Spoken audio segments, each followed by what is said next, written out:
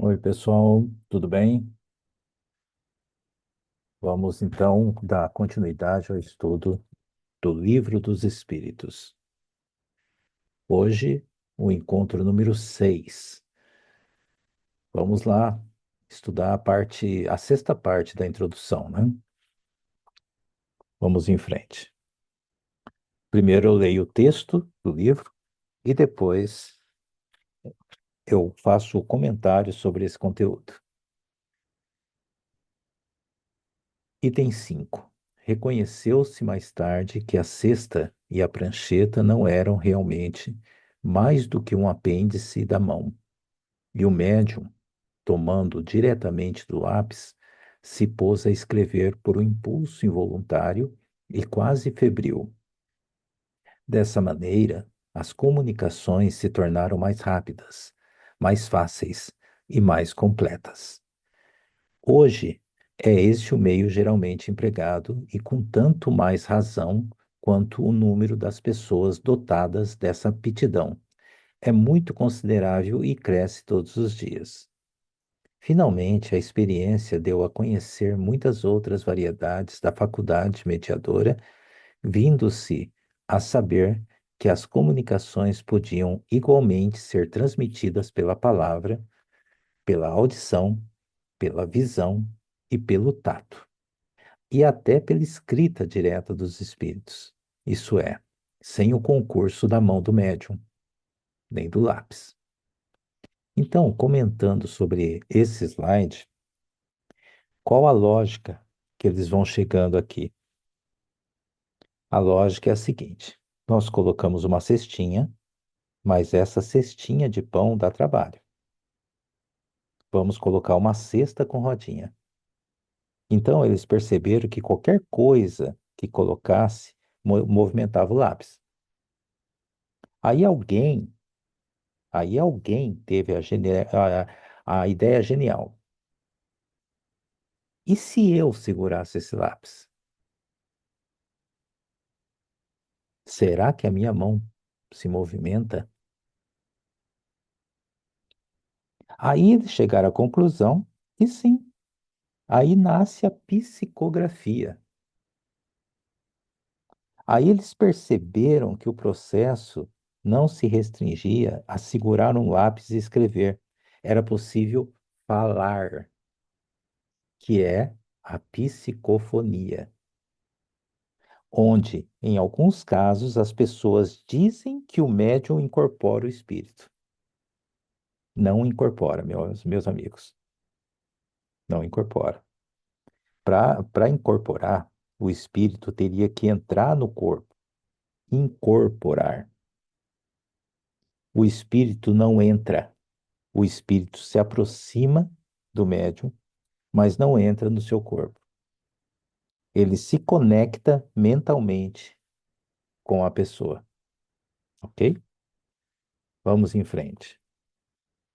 Obtido o fato, restava comprovar um ponto essencial: o papel do médium nas respostas e a parte que, mecânica e moralmente, pode ter nelas. Duas circunstâncias capitais que não escapariam a um observador atento. Vou reler essa parte. Duas circunstâncias capitais que não escapariam a um observador atento tornam possível resolver essa questão. A primeira consiste no modo por que a cesta se move sobre a influência do médium, apenas lhe impondo este os dedos sobre os bordos. O exame do fato demonstra a impossibilidade de um médium imprimir uma direção qualquer ao movimento daquele objeto.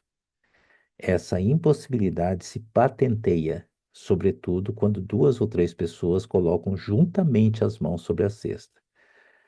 Fora isso, fora preciso entre elas uma concordância verdadeiramente fenomenal de movimentos.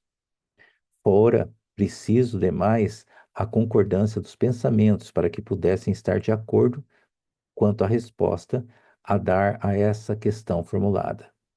Outro fato, não menos singular, ainda vem aumentar a dificuldade.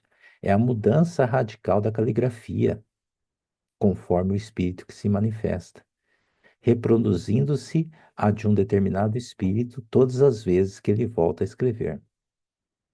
Fora necessário, pois, que o médium se houvesse exercitado em dar à sua própria caligrafia 20 formas diferentes e, principalmente, que pudesse lembrar-se da que corresponde a tal ou tal espírito. Então, esse questionamento veio para eles. Mas se for o médium que está escrevendo isso, né? Como é que eu sei que não é o médium que está escrevendo isso? Olha quantas perguntas vieram, né? Há quantas indagações.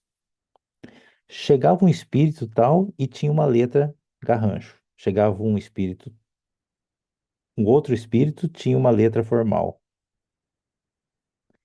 Eles foram percebendo que cada espírito tinha uma letra e o médium teria que se lembrar da forma de escrever daquele espírito, né? Que tem uma letra de um jeito X ou de um jeito Y. Então ficava humanamente impossível que isso de fato acontecesse. Então eles começaram a perceber que tinha alguém mais ali, além do médium, produzindo essas respostas, porque a caligrafia era diferente folha a folha. Vamos lá. A segunda circunstância, a segunda circunstância vem do fato, resulta da natureza da mesma das respostas, que as mais das vezes, especialmente quando se ventilam questões abstratas e científicas. Então, notoriamente, fora do campo dos conhecimentos, e a miúde do alcance intelectual do médium, que além disso, como de ordinário sucede, não tem consciência do que se escreve debaixo da sua influência, e frequentemente não entende ou não compreende a questão proposta, pois esta, pois que esta pode ser no idioma que ele desconheça, ou mesmo mentalmente podendo a resposta ser dada nesse idioma. Enfim, acontece muito escrever a cesta espontaneamente sem que se haja feito alguma pergunta sobre um assunto qualquer, inteiramente inesperado. Em certos casos, as respostas revelam tal cunho de sabedoria, de profundeza e de oportunidade, exprimem pensamentos tão elevados, tão sublimes, que não podem emanar senão de uma inteligência superior, impregnada da mais pura moralidade. Doutras vezes, são tão levianas, tão frívolas, tão triviais, que a razão recusa admitir derivem da mesma fonte. Tal diversidade de linguagem não se pode explicar senão pela diversidade das inteligências que se manifestam. E essas inteligências estão na humanidade ou fora da humanidade? Esse é o ponto a esclarecer-se, e cuja explicação se encontra completa nessa obra, como a deram os próprios espíritos. Então, se a gente pegar aquele primeiro parágrafo sobre a, a segunda circunstância que resulta da natureza mesma das respostas, eles foram percebendo que as respostas eram dadas, eram bem acima da capacidade do médium, né? E que, a grosso modo, a sexta parecia ter vida própria, né? E aí, se a gente continua aqui, nesse terceiro parágrafo, em certos casos, as respostas revelam tal cunho de sabedoria, de profundeza e de oportunidade, exprimem pensamentos tão elevados, tão sublimes, que não podem emanar senão de uma inteligência superior, impregnada da mais pura moralidade. Essas inteligências, que ele pergunta aqui embaixo, essas inteligências estão dentro ou fora da humanidade? Quer dizer, se de repente vinha um cara genial escrever em cima das questões morais, né? Depois vinha outro com uma linguagem totalmente diferente.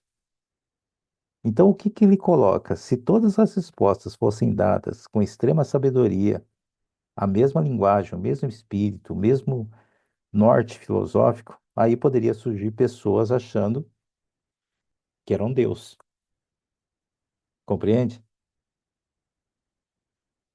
Como tem um que vem falando bonito e outro que vem falando besteira, nós não estamos comunicando com apenas uma fonte, e sim com várias inteligências. Aí vem o questionamento: essas inteligências estão dentro ou fora da humanidade?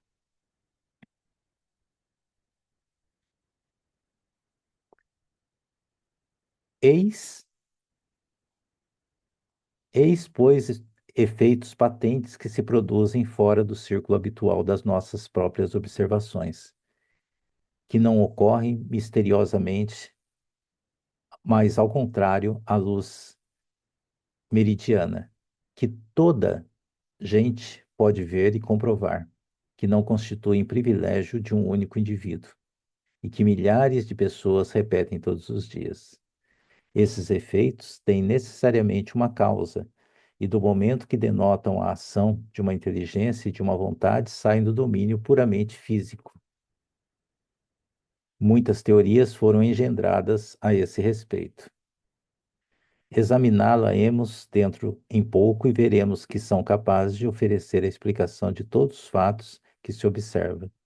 Admitamos, enquanto não chegamos até lá, a existência de seres distintos dos humanos, pois que esta é é a explicação ministrada pelas inteligências que se manifestam, e vejamos o que eles nos dizem.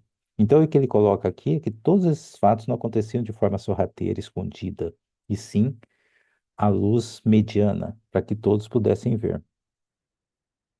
Aí, quando ele comenta sobre os efeitos que necessariamente têm uma causa e do momento que denotam a ação de uma inteligência e de uma vontade, sai do domínio puramente físico.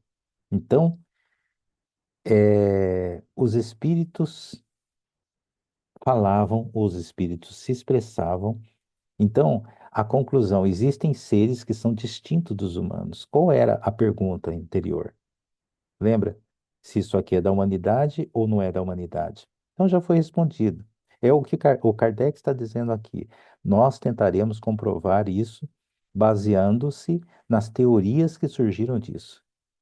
E vamos apresentar para vocês o resultado, né? Olha só, a coisa está chegando já na fase da conclusão. Por isso é importante dessa etapa da introdução, para que quando a gente chega nas perguntas, todo esse embasamento já foi dado para vocês. Esse livro é riquíssimo, é de uma profundidade esplêndida, mas faltamos pouco. A gente vai terminar essa introdução na parte, se eu não me engano, na parte 10, mas só faltam 3 ou 4 partes para a gente finalizar isso. Daqui a pouco a gente vai entrar na parte da contestação, ou seja, o que os que não acreditavam, os contrários a esse pensamento, argumentavam, e Kardec vai colocar esse outro lado também, tá bom? Então, é isso. Próximo encontro, a parte 7 da introdução. Grande abraço, até mais, pessoal.